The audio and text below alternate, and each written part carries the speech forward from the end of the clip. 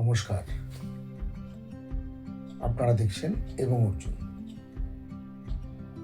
আজ আমরা আমাদের দেশের এক অভূতপূর্ব সাংস্কৃতিক শিল্পের বিষয়ে আলোচনা করব। এই শিল্পটি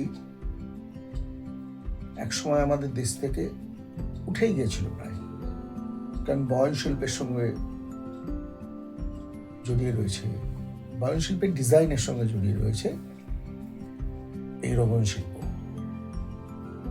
উঠে গেছিল কেন? যখনই কৃত্রিম যন্ত্র বা কৃত্রিমভাবে সব ডিজাইন ইত্যাদি প্রস্তুত হতে লাগলো যন্ত্রের সাহায্যে, এর বাজার একদম নষ্ট হয়ে গেছিল। তা গোটা পৃথিবীতে মাত্র একটি পরিবার এই দুর্লভ সাংস্কৃতিক যে শিল্পকলা সেটাকে বাঁচিয়ে রাখছিল। তো আজকে আমরা এই রোগন শিল্পের যে সংগ্রাম এবং তার যে জয়, সেই কাহিনী আপনাদের সঙ্গে শেয়ার করব। এটা আমাদের সবাইকে অনুপ্রাণিত করে, আমাদের দেশের মানুষকে, এবং যারা বিভিন্ন রকম ধরনের দেশজ আমাদের এই সংস্কৃতি বা কলার সঙ্গে সমস্ত জায়গায় দেশের সব প্রান্তে এরকম ধরনের শিল্পীরা রয়েছেন, যারা চেষ্টা করছেন লোকজ শিল্পী বা দীর্ঘদিন ধরে চলে আসে যে ট্র্যাডিশনাল শিল্প সেটাকে বাঁচিয়ে রাখার। তাদের সকলের উদ্দেশ্যে, তাদের সকলের প্রতি শ্রদ্ধা জানিয়ে আজকে আমাদের এই এপিসোড রোগন শিল্প নিয়ে। গুজরাটের নিরানাগাম, সেইখানে থাকতে হচ্ছে ক্ষত্রিয় পরিবার। এই ক্ষত্রিয় পরিবার শুরু হয়, সেই সময় আরো গ্রামের আরো অনেক পরিবার ছিল যারা এই রোগন শিল্পের সাথে যুক্ত ছিল। কিন্তু কালের নিয়মে ওই যে বললাম, যন্ত্র এলো, পাশাপাশি ডিজাইন এসে গেল, মানুষ ধীরে ধীরে কৃত্রিমতার দিকে চলে গেল, বাজারটা নষ্ট হয়ে গেল, আস্তে আস্তে সব বন্ধ হয়ে গেল। এই বন্ধ হওয়ার পরে কি হলো, পরিষদে দেখা গেল গোটা পৃথিবীতে মাত্র একজনই আছেন যিনি ওই শিল্পকলাটি জানেন বা করেন। বাজার নেই, কার জন্য করবেন? এক সময় সেটাও বন্ধ হয়ে গেল। কি করবে, জীবন চলতে হবে।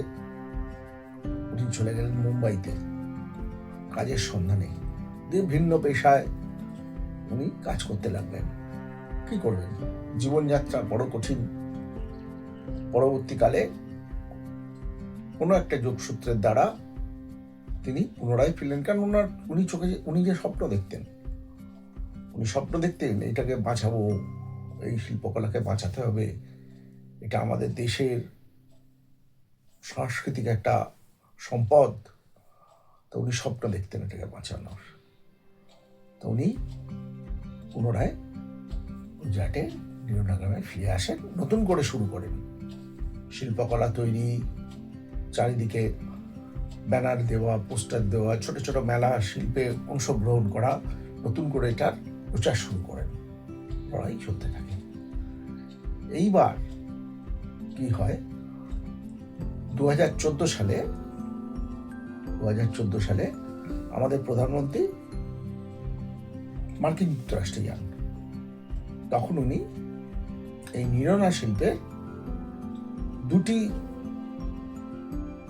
শিল্পকলা, এই নিরনাগ্রামের এই শিল্পের দুটি শিল্পকলা, রোগন শিল্প, মার্কিন প্রেসিডেন্ট, আমাদের প্রধানমন্ত্রী মার্কিন প্রেসিডেন্টকে উপহার হিসেবে দেন।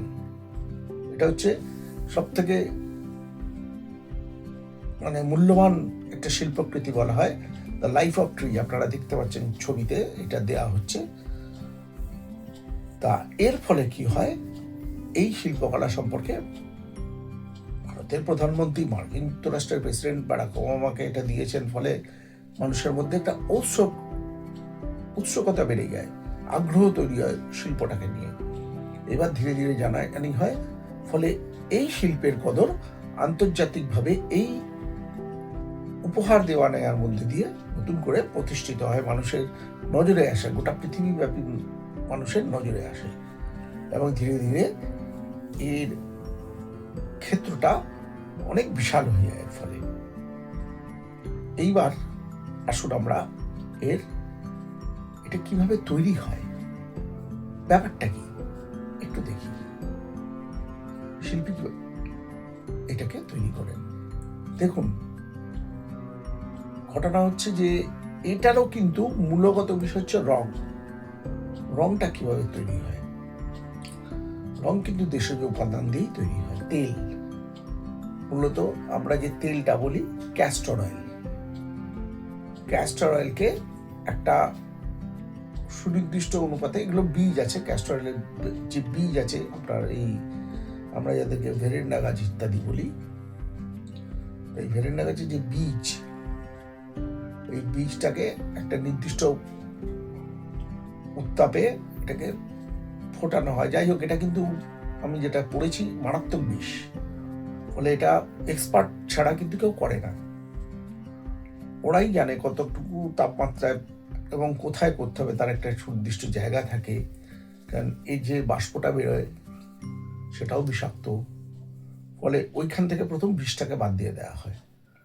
বাদ দিয়ে ওই তেলটাকে নিয়ে এবার সেটাকে দিয়ে তৈরি করা হয়েছে এই রোগন শিল্পের জন্য প্রয়োজনীয় রং। আসলে একটু দেখি ভালো করে বিষয়টা। আমরা এবার একটু দেখি ক্যাস্টর অয়েলের ব্যাপারটা প্রথম দেখে নিই। সেটা হচ্ছে ক্যাস্টর অয়েল মানে রেড়ির তেল যেটাকে বলা হয়। তো ওতে থোকা থোকা এরকম ফল ধরে, সেই ফলটাকে নিয়ে শুকানো হয় এবং সেখান থেকে বীজটাকে আইসোলেট করা হয়, বার করে নেওয়া হয়। ওই বীজটাকে কি করা হয়, একটা নির্দিষ্ট তাপমাত্রায় ফোটানো হয়, ফুটিয়ে ঘন অবস্থায় চলে আসে, ক্র্যাশ করা হয়। তার আগে প্রক্রিয়া আছে, রোদে আরো শুকানো হয় ফেলে, এই সমস্ত যাই হোক করে এটাকে ঘন একটা পর্যবেক্ষিত করা হয় এবং এটা মারাত্মক বিষ থাকে এর মধ্যে। যাই হোক, তারপরে হয়ে গেলে সেটাকে ছাঁকনি দিয়ে তেলটাকে আলাদা করা হয় এবং সেটা একটা পাত্রে রিজার্ভ করা হয়। বিষটাকে বাদ দিয়ে কিন্তু রেড়ির তেলকে তৈরি করা হয়। এর জন্য এক্সপার্টাইজ লাগে, আপনি আমি চাইলে পারবো না করতে, বিপদ ঘটে যাবে বিরাট। সুতরাং কোনোদিন কেউ যেন এই প্রচেষ্টা না করেন। বাজারে কিনতে পাওয়া যায়, প্রয়োজন হলে সেখান থেকে কিনে নেবেন, কিন্তু একটা জাস্ট এটা আলোচনা সাপেক্ষে বলা হচ্ছে। সুতরাং আর কিছুই না, এটা করতে যাওয়াটা বিপজ্জনক। এটা হচ্ছে ওই ভুল কাজ, অন্যায় কাজ, কখনো করবেন না, কেউ করবেন না। এগুলো সমস্ত বিশেষজ্ঞদের ব্যাপার, কারণ মারাত্মক বিষ থাকে। যাই হোক, এবার এই ক্যাস্টর অয়েলটিকে নিয়ে আমরা একটা জায়গায় রাখলাম। আমরা যারা এই কাজটা করছে করে বিশেষজ্ঞরা, রাখার পর কি হয়, একটা নির্দিষ্ট তাপমাত্রায় ফোটানো হয়। এই নির্দিষ্ট তাপমাত্রায় ফোটানোর পরে এটাকে 10-12 ঘন্টা এটা কিন্তু ঘন কালো, ঘন একটা আঠালো একটা জেলিতে পরিণত হয়। ঠিক আছে, এবার এর সঙ্গে প্রাকৃতিক নানা রকম রঞ্জক ব্যবহার করা হয়, খনিজ রঞ্জক। যেরকম যেরকম ধরুন, সাদা রং চাইতো চক ব্যবহার করা হয়, লাল রং চাইতো লাল অর্কিড বা জেন ব্যবহার করা হয়, এরকম আর কি নানা রকম ভাবে। এবার রং তৈরি করার জন্য কি করতে হয়, এই আপনার ক্যাস্টর অয়েলের এই যে আঠালো জেলিটা তৈরি হলো, এর সঙ্গে খনিজ রঞ্জক মেশানো হয়। ধরুন, নীলের জন্য ইন্ডিগো মেশানো হয়, সাদা রং পাওয়ার জন্য চক মেশানো হয়, লালের জন্য আমরা গেরু, যে গেরু বলতে মাটি, একটা গৈরিক মাটি, সেটা মেশানো হয়। এটা পাওয়া যায়, আমি দেখেছি গেরু পাওয়া যায় গুজরাটে। হলুদ হচ্ছে ইয়েলো ক্লে পাওয়া যায়, এরকম আর কি। আর হচ্ছে সবুজের জন্য মিনারেল মিক্স, এগুলো পাওয়া যায় সব। তা এইগুলো দিয়েই কিন্তু বিভিন্ন রকম রং ক্যাস্টর অয়েলের সঙ্গে মিশিয়ে তৈরি করে এবার ঠান্ডা করা হয়। ঠান্ডা করলে আমাদের কাজ মোটামুটি রেডি করে ফেললেন শিল্পীরা, এই রোগন তৈরির কাজ। কিন্তু এটা হচ্ছে প্রাথমিক কাজ। এইবার আসল কাজ, সেই প্রতিভা, সেই অনুশীলন, সেই ধৈর্য, যার দ্বারা এই অসাধারণ শিল্পকলা তৈরি হচ্ছে। এটা কিন্তু একটা জিনিস হচ্ছে, জানেন, এটা তো কোনো মানে সাধারণভাবে আমরা আর্ট করতে গেলে কি করি, পেপার পেন্সিল, তার উপর আঁকলাম বা প্রাথমিক একটা ড্র করে নিলাম, দিয়ে কোনো পেপারসের উপরে সেইটাকে ঠিকঠাক করে নিয়ে তারপরে সেটাকে করলাম। বা যে কোনো ক্ষেত্রে দেখবেন ডিজাইন আগে ড্র হয়ে যায়, তারপরে সেই মানে রাফ ড্র হয় যাতে সেটাকে ঠিকঠাক করা যায়। আর তারপরে কিন্তু আপনার এটা হয়, মানে এইটা তখন ডিজাইন দেওয়া হয় এবং প্রত্যেকটা জায়গা থেকে কিছু ত্রুটি হয় ঠিক করার একটা মানে থাকে, রাস্তা থাকে। কিন্তু এই ক্ষেত্রে কি অসাধারণ প্রতিভা, কি অসাধারণ অধ্যাবসায়, কি অসাধারণ ব্যাপার হলে রংটাকে অ্যাকচুয়ালি একটা কাঠির সাহায্যে, মোটা সূচ আমরা বলতে পারি, এটাকে কিন্তু অ্যাকচুয়ালি শূন্যে আঁকা হয়। নিচের কাপড় শূন্যে আঁকছেন রং দিয়ে, যেমন শিল্পীর মনে যে ডিজাইনটা আসছে সেটা কিন্তু তিনি রং দিয়ে শূন্যে আঁকছেন, বিভিন্ন রকম রং ব্যবহার করে করে। সেই রংটা গিয়ে কিন্তু কাপড়ের মধ্যে পড়ে, শূন্য থেকে কাপড়ে পড়ে, হয়তো দূরত্বটা সামান্য থাকে কিন্তু কাপড়ের মধ্যে পড়ে, দিয়ে সেই ধীরে ধীরে ধীরে ধীরে একটা অসাধারণ শিল্প করে ওঠা সময় লাগে। এবার রংটা ওই অবস্থায় আপনি বুঝতে পারছেন, কাঁচা রং কাপড়ের উপর পড়লে কি হয়, ওই অবস্থায় পদ্ধতি আছে, একটা নির্দিষ্ট জায়গায় এমনভাবে করা হয়। এটা তো দীর্ঘদিনের অধ্যাবসায়, আপনি আমি মুখে বলছি মানে ব্যাপারটা সোজা এরকম তো নয়, চরম কঠিন ব্যাপার। ওটাকে ভাঁজ করা হয় দুপাল্টা করে, তাতে কি হয় এমনভাবেই সুন্দরভাবে ভাঁজ করা হয় এ পাশের রংটা ও পাশে লেগে যায়, অর্থাৎ মিরার ইমেজ ডিজাইন হয়ে যায়, মিরার ইমেজ, এ পাশেও যা ডিজাইন এ পাশে ওটাই ডিজাইন। এক অদ্ভুত ব্যাপার রোগন শিল্প। তা যে মানুষটা এটাকে বাঁচিয়ে রেখেছিলেন তার নাম হচ্ছে আব্দুল গফুর খত্রি। প্রধানমন্ত্রীর কথা আগেই বলেছি, উনি এটাকে কিভাবে চেষ্টা করেছেন যাতে মানুষের কাছে, বৃহত্তর মানুষ সমাজের কাছে এই শিল্পটা পৌঁছে যায়। এবং আব্দুল গফুর ক্ষেত্রীর জীবন কাহিনী আমরা শুনলাম, উনি কিভাবে মুম্বাইতে গিয়ে অব্দি ভিন্ন ভাষায়, কিন্তু মনে যে স্বপ্নটা ছিল, যে রোগটা ছিল, যে সংগ্রাম করার যে ছিল, উনি ফিরে আসেন। এবার আমরা এক ঝলক ওনার এই সম্মানীয় মানুষটির ভারতবর্ষের সংস্কৃতিকে একটা দিককে, যিনি এই কারুশিল্পকলার যে একটা দিককে যিনি উজ্জ্বল করেছেন, সেই মহান শিল্পীকে আমরা একটু দেখে নিই উনি কি কি পুরস্কার পেয়েছেন জীবনে। সংগ্রাম আছে, পুরস্কারও আছে, একটু আমরা দেখা উচিত আমাদের।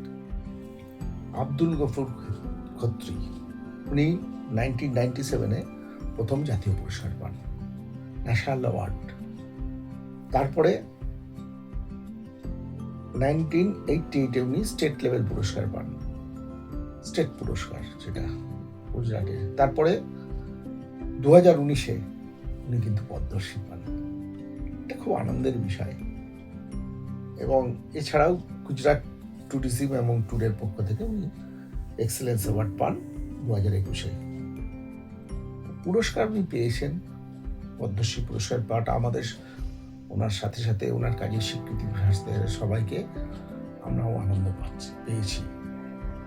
পরিশ্রমের একটা যে ফল, একটা যে নিষ্ঠার একটা যে ফল, একটা যে আনন্দ, ওটা দেশের তরফ থেকে এই স্বীকৃতি, এই পদ্মশ্রী পুরস্কার উনি পেয়েছেন, খুব আনন্দের বিষয়। এবার আমরা একটা জিনিস দেখি, এর পরবর্তী কি হলো, বাজার তো হলো, উনি নতুন করে ফিরে এলেন, এই শিল্পটাকে বাঁচালেন। আজ কিন্তু উনি ওটার ক্লাস করান, ওই গ্রামের মানুষকেও শেখান। আপনারা দেখুন, বাইরে থেকেও মানুষ এসে শেখে এটা। এই হচ্ছে এই লড়াইয়ের নির্যাস। এই থেকে আমরা আশা করতে পারি এই শিল্পটা, এইরকম একটা শিল্প কখনোই হারিয়ে যাবে না।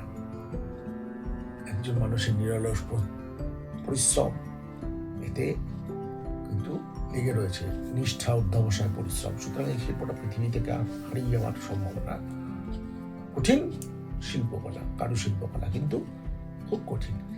আসুন আমরা একটু একটা অন্য জিনিস দেখে, ওই নিরোনা গ্রামের দুইটি ঘর বাড়ি, এটা কচ্ছের গ্রামের কিন্তু একটা বিশেষত্ব ছিল। আমি কিছু ঘর বাড়ি দেখুন, আপনাদের খুব ভালো লাগবে। এবং ওই নিরোনা গ্রামের কিন্তু আরো দু একটি শিল্প আছে, সেটাও আমরা এক ঝলক দেখে আমরা এটা শেষ করব। ছবি আপনারা বাড়ির দেখতে পাবেন, তার আগে আমি এই কাউবেলটাও বলে নিই। এই যে এতগুলো ঘন্টা দেখতে পাচ্ছেন, এটা ওখানে তৈরি হয়, এটা কোনো যন্ত্রের দ্বারা হয় না, এটা পিটাই করেই হয়, প্রাকৃতিক মানে প্রাচীন পদ্ধতিতে হয়। এর একটা বিশেষত্ব হচ্ছে একটা যে আওয়াজ, যে কোনো একটা ঘন্টার আওয়াজের সঙ্গে আর একটা ঘন্টার আওয়াজ ম্যাচ হবে না, কোনোদিন হবে না। এটা কাউবেল, গরুর গলায় বেঁধে দেওয়া হতো, অর্থাৎ গৃহস্থির গরু কোথায় চলে গেছে ঘন্টার আওয়াজ শুনলে বুঝতে পারতো এটা আমার গরু, আমার গরুটা ওইখানে আছে। এটাই বেলটার বিশেষত্ব। অদ্ভুত একটা ব্যাপার কিন্তু, কারণ একটা বেলের আওয়াজের সঙ্গে আর একটা বেলের আওয়াজ মেলে না, এটা একটা বড় ব্যাপার। আরো কিছু হস্তশিল্প আপনারা দেখতে পাচ্ছেন ওই গ্রামের। এবার ওই গ্রামটির এবং গুজরাটের কচ্ছের গ্রামে বিভিন্ন বাড়িগুলিতে কিরকম ভাবে সুন্দর একটা শৈল্পিক ব্যাপার আছে, এটা আমরা দেখতে দেখতে আমরা শেষ করছি আজকের এই অসাধারণ একটি মানুষের জীবন নিয়ে, তার কর্ম নিয়ে এবং ভারতের শিল্প এবং সংস্কৃতি নিয়ে গর্ব করার মতো একটি কালোজয়ী বলা যেতে পারে এই কারুশিল্পকলা, সেই পর্বটি। নমস্কার, আপনাদের চোখ থাকুক এবং অর্জুনে। ধন্যবাদ।